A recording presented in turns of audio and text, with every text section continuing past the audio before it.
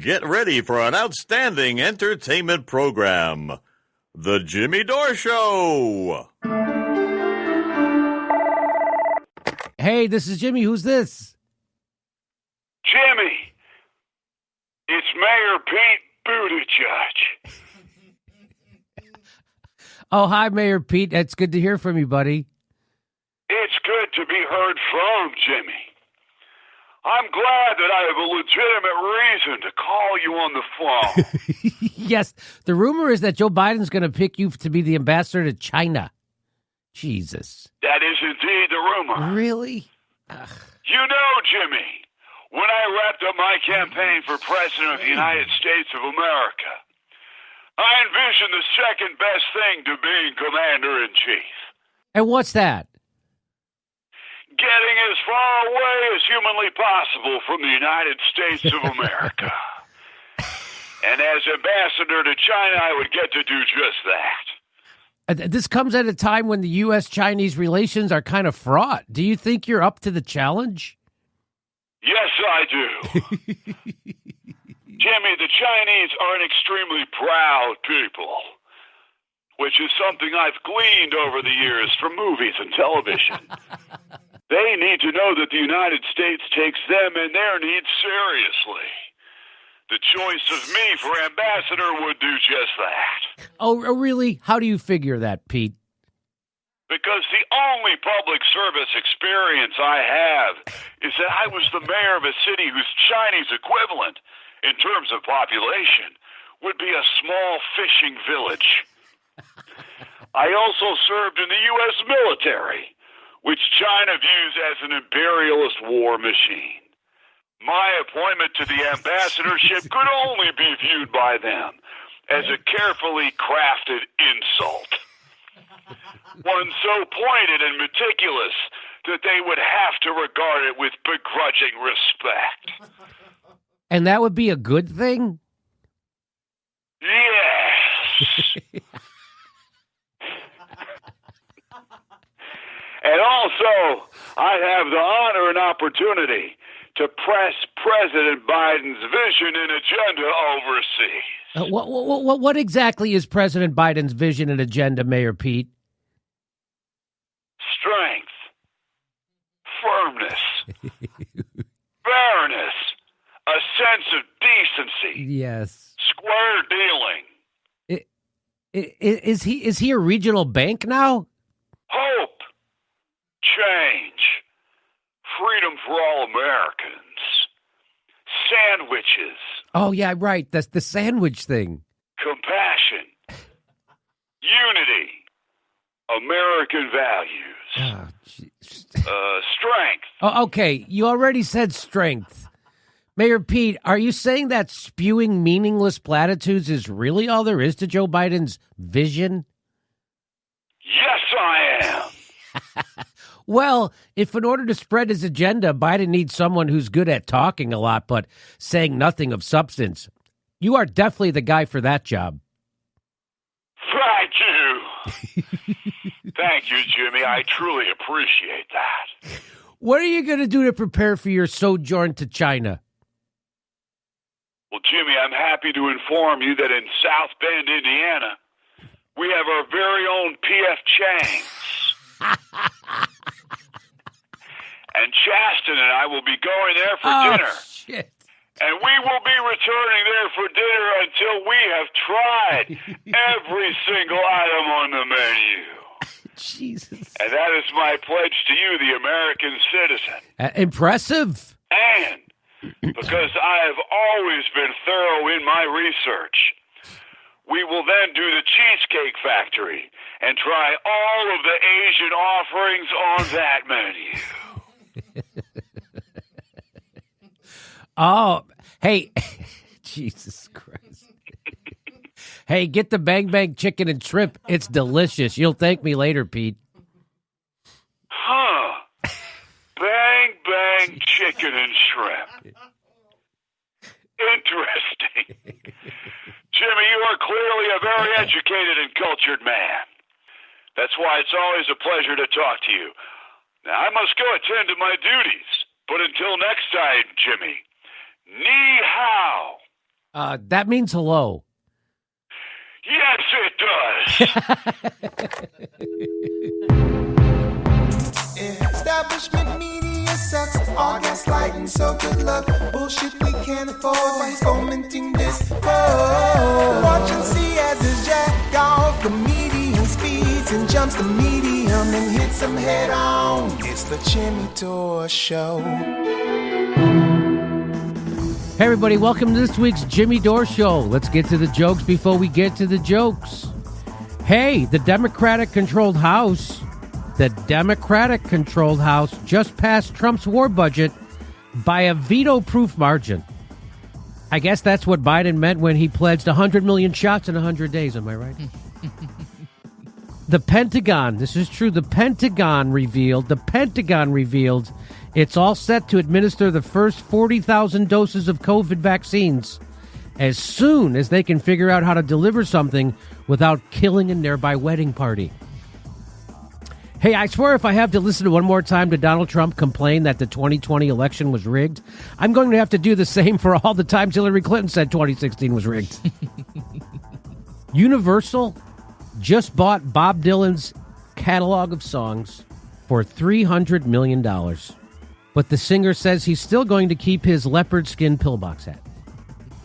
I don't know why that's funny, but it just saddens me to hear that Bob Dylan sold all his songs. Now we get to hear those songs, in like IBM commercials. Oh, he already did one. We get to hear those songs selling Chevy trucks.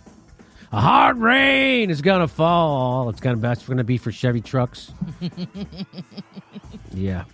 Hey, whenever life gives you 100 reasons to cry, just remember, it can also give you 100 reasons to smile, thereby proving life is a nonstop exercise in pointless futility. Hey, what's coming up on today's Jimmy Dore Show? America closes down again, but regular working people are abandoned by their government. How long before the pitchforks and guillotines? The answer just may surprise you. Plus, there's no stimulus in the Congress' new stimulus plan, but there's always money for war. Plus, shocking scientific data. Wealthy people are climate change accelerators.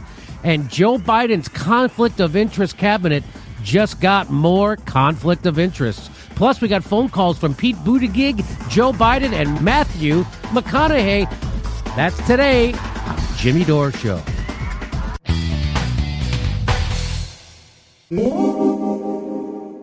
Just so you know that they've given you $1,200 while they gave $5 trillion to the richest people, and they don't care.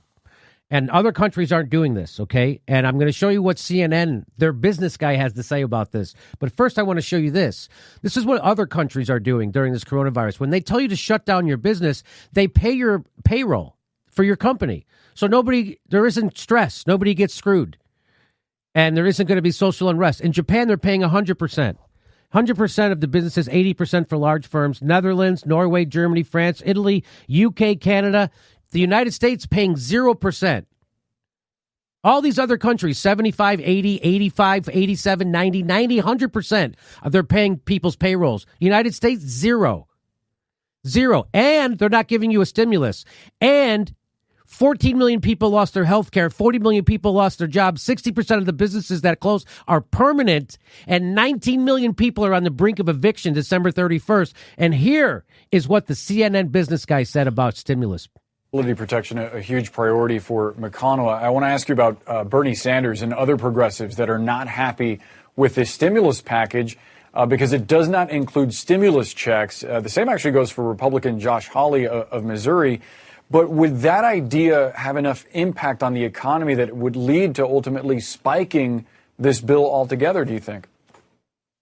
Well, I think the criticism is right in the sense that this $908 billion package is not enough to get the economy through the whole pandemic.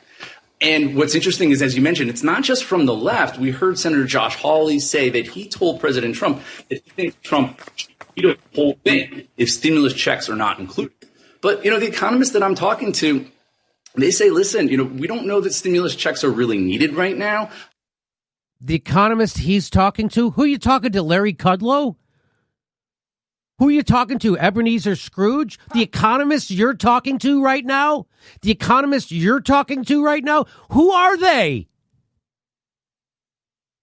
Who are the economists you're talking to?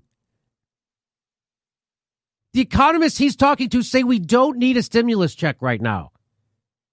You know, Americans can't afford groceries right now. There's 19 million people on the brink of being evicted. You have a $5,000 suit and a $200,000 consulting job at CNN, and you're saying we don't need a stimulus check. I wonder why. Just imagine the culture. Just imagine the culture at CNN where you're allowed to go on TV and say something like that he knows he won't be, A, get in trouble for, but B, he'll get rewarded. This is nothing but propaganda. This is worse than Pravda. This is worse than state-run media. This is unbelievable.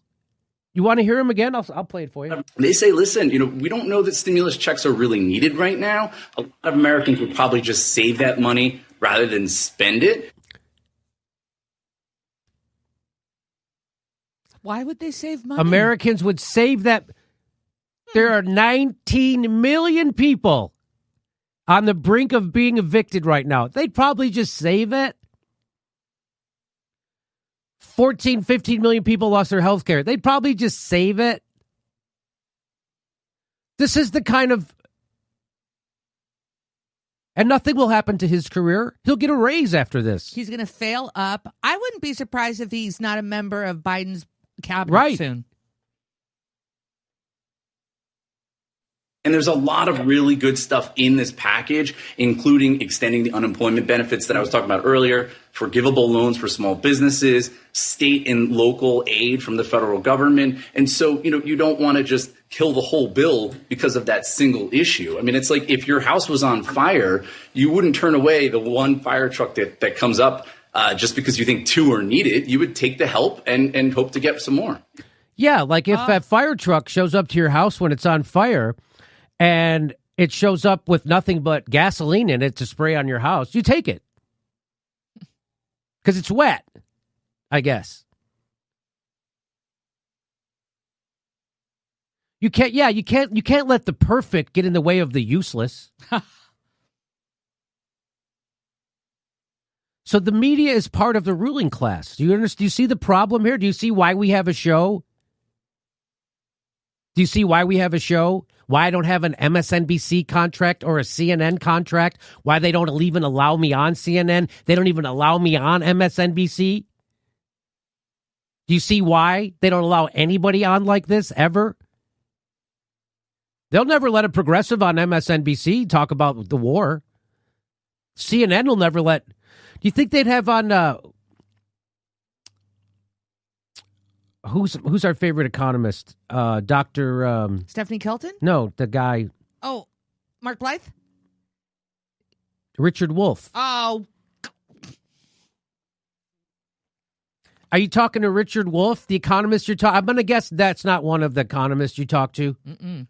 This is their lead business guy saying, "Nah, we don't need stimulus checks."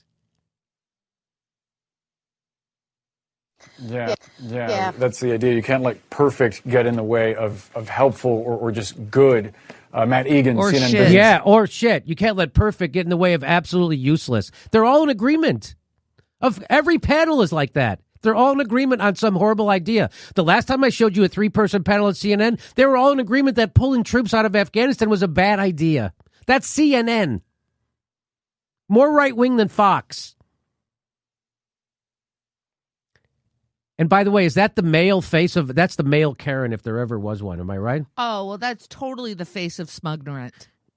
If Can I Ask to Speak to the Manager was a face, there it is. Let's see what it says. Let's see what his bio says. Matt Egan is the lead writer for CNN Business.